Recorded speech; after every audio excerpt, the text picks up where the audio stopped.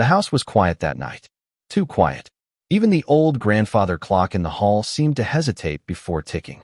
I, Mark, sat in my small home office, headphones around my neck, editing wedding photos for a client, while the glow of my computer screen reflected off an untouched glass of scotch. Chloe said she was going out for a quick dinner with her friends after work. She left around 6 p.m., kissed my cheek, and laughed when I reminded her not to drive too late. "I'll be home before midnight, promise," she'd said. It was 1:30 a.m. now. Promises have a strange way of expiring when the person who made them stops caring. I checked my phone again. No missed calls, no texts, nothing but silence. And that silence said everything. I tried to convince myself not to overthink it. Maybe her phone died. Maybe she stayed at her friend's house. My mind caught itself mid-lie. I'd been doing this for months now, making excuses for her distance, her distracted smiles, the way she always guarded her phone like a state secret. There have been warning signs, too many. The late-night spinning classes that ended suspiciously late. The sudden obsession with after-work networking events. The new, musky perfume I'd never smelled before. Even her voice changed, softer, detached, like she was living in a world I didn't belong to anymore. I leaned back in my ergonomic chair, staring at the ceiling. My heart wasn't breaking. It was just going numb. I'd spent 6 years trying to build something real with her. We bought this semi-detached house in the suburbs together, renovated every inch of it ourselves. Even picked out the curtain she insisted would bring warmth to our love nest. But love doesn't fade because of bad curtains. It fades when someone starts opening their heart somewhere else. My phone buzzed suddenly. Her name, Chloe, flashed across the screen and a message came in. Casual and simple. "Fell asleep at Sarah's place. Don't wait up." I read it twice. My pulse quickened, not because of fear, but because of how easy she made it sound, like I was just another obligation on her checklist. I could have ignored it. I could have called her, started an argument, demanded answers. But I didn't because in that moment, I knew something she didn't. Something that would change everything. I smiled faintly, typed my reply, and hit send. No worries.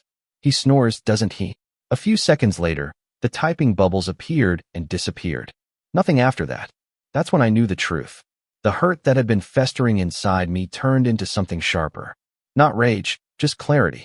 I stood, walked to the bay window, and watched the moonlight spill across our driveway where her Mini Cooper should have been. She thought I was just sitting here waiting, heartbroken and powerless. But I wasn't the man she used to control anymore. By the time her missed calls started pouring in, I already knew what I was going to do. I wasn't going to yell. I wasn't going to cry. I was going to make her understand calmly, completely what it felt like to lose everything you took for granted. That night, I poured myself another drink, took the spare house key she didn't know I'd replaced 2 weeks ago, and made a quiet promise to myself. This wouldn't end with shouting or tears. It would end with silence. The kind that teaches lessons words never can. The following 20 minutes stretched like hours. I sat on the sofa, the same spot where Chloe and I used to watch Netflix and argue about which takeaway was better.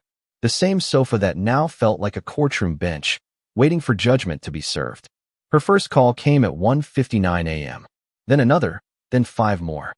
Each one sharper, faster, more desperate than the last. I didn't answer a single one. I wanted her to feel it. The panic, the sudden fear of losing control. She'd built her confidence on the assumption that I'd always be there, ready to forgive, ready to listen. Tonight, she would learn what it felt like when the safety net vanished. Headlights swept across the driveway. Her car, she was home. I turned off the living room light and waited in the quiet, only the faint hum of the refrigerator filling the air. Then came the sound of keys fumbling against metal. A pause. Another try. Then the clink of the lock, refusing to turn. "Mark." Her voice was soft, uncertain. "Why won't the door?" She twisted the handle again. Harder this time. The sound of panic crept in. "Mark, open up. Please, it's me." I didn't move. The absurdity of it almost made me laugh. How many times had I waited for her to come home, sitting awake just to hear her keys jingle? And now those same keys meant nothing. Her voice cracked through the wood. "Mark, what's going on? My key isn't working. Did you change the locks?" I finally spoke, my tone calm and steady. "I did." "Why?" Her breath hitched. "Why would you do that?" "Because this house isn't a youth hostel, Chloe. You don't just check in when you feel like it." There was a heavy silence, then muffled sobs. I swear it's not what you think. I fell asleep at, don't finish that sentence. I cut in. You've already told me enough. The silence outside deepened. I could picture her standing there, her once flawless confidence cracking like glass.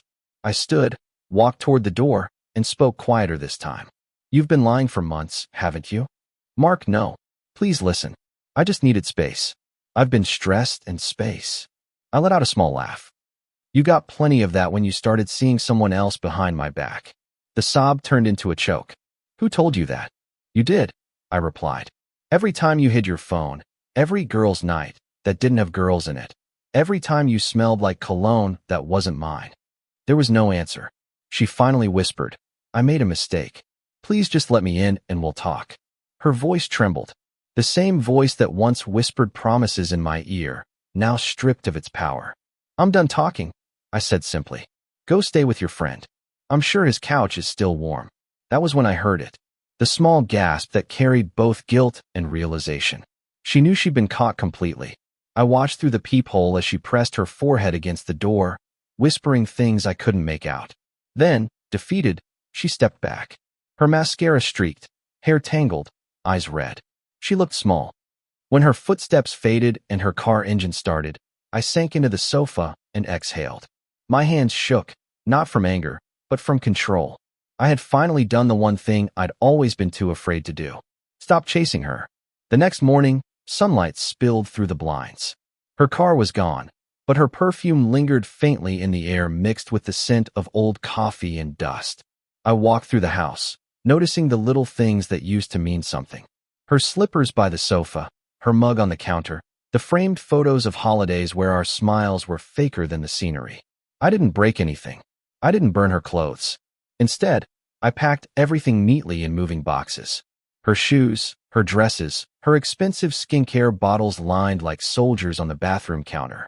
By the time I was done, the house felt lighter, like it could finally breathe again. Then I did something I'd been planning quietly for weeks, though I never thought I'd actually use it. I opened my laptop and clicked the folder labeled House Papers. 2 months ago, after noticing the first signs of her drifting away, I'd quietly refinanced the mortgage into my name.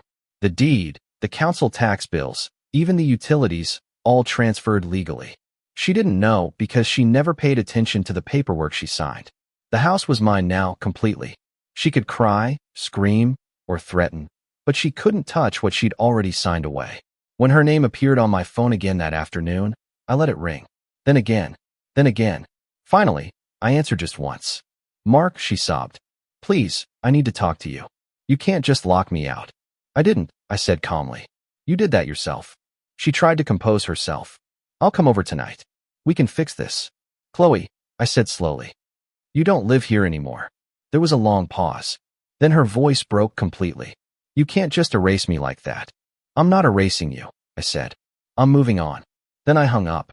Her tears didn't echo through the phone like they used to. They just faded. And for the first time in years, the silence that followed didn't hurt. It felt like peace. But deep down, I knew this wasn't the end, because people like Chloe don't walk away quietly, especially when they realize they've lost the game they started. And I was ready for whatever came next. The next few days felt almost unreal. The house was quiet, but this time it wasn't suffocating. It was peaceful. No more fake apologies. No more half-hearted kisses. No more pretending everything was fine. I started focusing on myself again. Went back to morning runs in the park. Cooked real meals instead of reheating takeaways she used to complain about. Even the coffee tasted different, stronger, cleaner, like the bitterness had finally left with her. But peace, I've learned, never stays long when guilt is still knocking outside. By the third day, Chloe's name was everywhere. Missed calls, long texts, voice messages filled with tears and trembling words. Mark, I can't eat. I can't sleep. Please just talk to me. I messed up, okay? I was lonely. I was stupid. Please don't give up on us. You're my husband. This is still my home. Every message carried the same rhythm. Guilt, denial, desperation. But guilt wasn't repentance, and I wasn't her comfort anymore. That afternoon, I was sitting on the porch, laptop open, editing photos for a client, when I saw a car slow down at the edge of the driveway. Chloe stepped out, clutching a small overnight bag.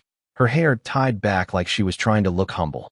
She wore the same soft gray jumper I once said made her look like a dream. Now it just looked like an act. She spotted me and froze, visibly rehearsing her lines before walking closer. "Mark, can we talk?" I didn't move. "You already said everything in your messages." She flinched but forced a smile. "I deserve that, but please, just 5 minutes. I need to explain." I leaned back against the garden chair. "Explain what, Chloe? That your friend's couch suddenly turned into a king-size bed? Or that you accidentally fell asleep somewhere you shouldn't have been?" Her face paled. "You don't understand. It wasn't like that." "Oh, I understand perfectly," I interrupted. "You didn't fall asleep at your friend's. You got comfortable in someone else's life and expected me to keep this one warm for you." Her eyes filled with tears, but there was a flash of defiance, too. "You're being cruel. You can't just shut me out like this. I'm your wife." "Wife," I repeated, standing slowly.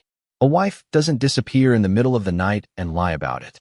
A wife doesn't build a marriage on silence and guilt. You're not my wife, Chloe. You're just a woman I used to trust." Her jaw trembled. "Please, just let me stay for the night. I'll sleep on the sofa. I swear. I just need time to fix this." I pointed toward the boxes, still sitting by the edge of the porch. "You already packed your time away." She looked at the boxes, realization washing over her. You really did it." "I told you," I said, voice calm. "When you left that night, you didn't just walk out the door. You walked out of our life. I'm just finishing what you started." Her tears finally spilled, quiet but real this time. She took a shaky step forward. "Mark, I didn't love him. It was just a mistake." I met her eyes. "You didn't have to love him, Chloe. You just had to stop loving me. That was it." The truth hit harder than any yelling could have. She sank to the steps, covering her face, whispering things I couldn't even make out. For a moment, I almost felt pity, but pity doesn't rebuild trust. I turned, walked back inside, and closed the door. She stayed out there for nearly an hour. I saw her silhouette through the curtain, head in her hands, whispering to someone on her phone. Maybe that same man she swore didn't exist. Then the sound of her car door slammed and the engine faded into the distance. The moment she left, my phone buzzed. A new message. This time, not from her, but from an unknown number. "You think you're the only one who can play games? You'll regret embarrassing her like that." No name, but I didn't need one. It was him, the man she'd risked everything for. My first instinct was anger. My second was laughter. He had no idea who he was dealing with. I took a screenshot of the message, saved it, and quietly called a friend of mine, Adam, a real estate agent who'd been helping me sell an old buy-to-let property Chloe didn't know I owned. He also happened to be the brother of one of Chloe's coworkers. "Adam," I said, "you still have that list of people from Chloe's company?" "Yeah. What?" "Do me a favor," I replied. "Find out who's been calling her office line after hours. I think I already know, but I want proof." By evening, I had it. Her friend was no friend. He was her coworker, a mid-level manager named Simon, married with 2 kids. Classic. The next day, I printed out a copy of that threatening text and a few more messages Adam managed to retrieve. Then, I emailed them anonymously to Simon's wife. No hate, no insults, just the truth. And the truth has a funny way of burning everything faster than revenge ever could. That evening, Chloe called again, voice shaking, furious. "What did you do, Mark?" His wife showed up at his office. "You're destroying lives." I stayed silent for a second before answering. "No, Chloe. I'm just showing everyone what you already destroyed." "You're heartless," she screamed. I smiled faintly. "No, just done being blind." Then I hung up. The next morning, her car was gone for good. I didn't see her for weeks after that, but sometimes late at night, I catch myself looking at the empty side of the bed. And even though part of me missed the woman I thought she was, I never once wished her back. Because the truth was simple. She had her chance at redemption. And I'd already chosen peace over pain. 3 weeks passed. The seasons were starting to shift, warmth giving way to chill. And with it, the last traces of her lingered from the house. I'd repainted the living room, rearranged furniture, even changed the scent of the candles. Little by little, I erased the shadow she left behind. But peace isn't just the absence of someone. It's the moment you stop caring if they ever come back. It was a Saturday morning when I saw her name again. Not on my phone this time, but in an email. The subject line read, "Please."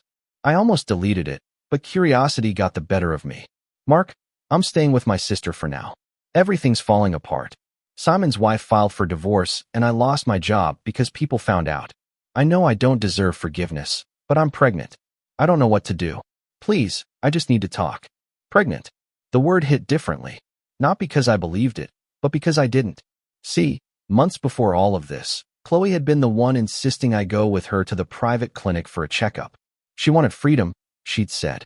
I got a vasectomy shortly after, a decision she had applauded, then conveniently forgotten. So, when she wrote that email, all I felt was the final cold clarity of knowing the truth.